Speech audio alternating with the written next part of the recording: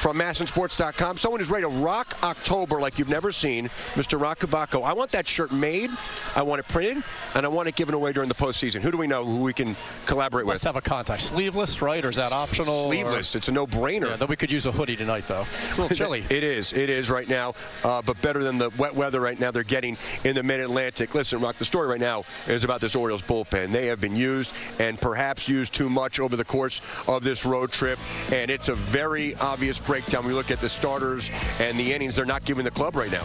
They're not. And I mean, you know, they're on fumes right now. And Brandon Hyde, it's not like he wants to keep reaching for that dugout phone. I know he's besties with Tim Cousins in the bullpen, but he doesn't want to talk to him that much. So you have to go back, as we see here. The Stars have covered 29 innings these last 6 games.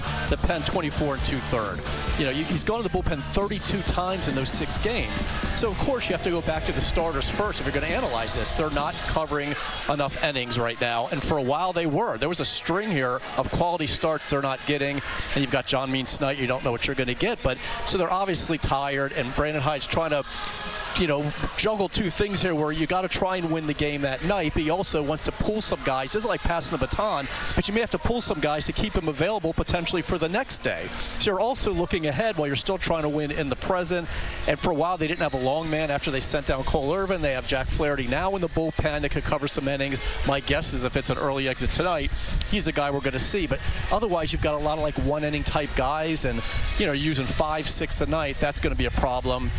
Cano, I mean, you know, he's been struggling lately. He's got 2 strikeouts among his last, 35 batters. He's knocking the swings and misses. He did say feels really good, but he's been different here.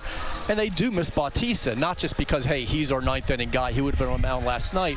But when you remove him, it throws everybody off and where their roles are. You kind of bump everyone up. There's some guys that Hyde has gone to that probably in a perfect world he wouldn't be using, but that's who he's got. So it really impacted the whole bullpen. There was a ripple effect without Felix.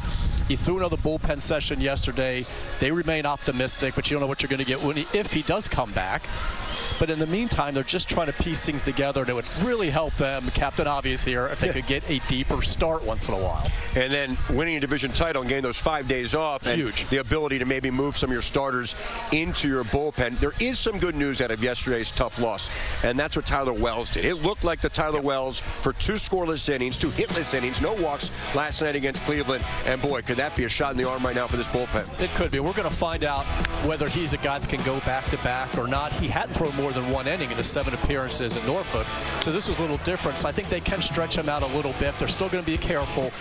The key is he's a reliever right now because that's what they needed. When they sent him down to Bowie after the 3 second-half starts, he made 3 starts, but he was limited. They were trying to pull back his innings because he'd already exceeded his high from last year.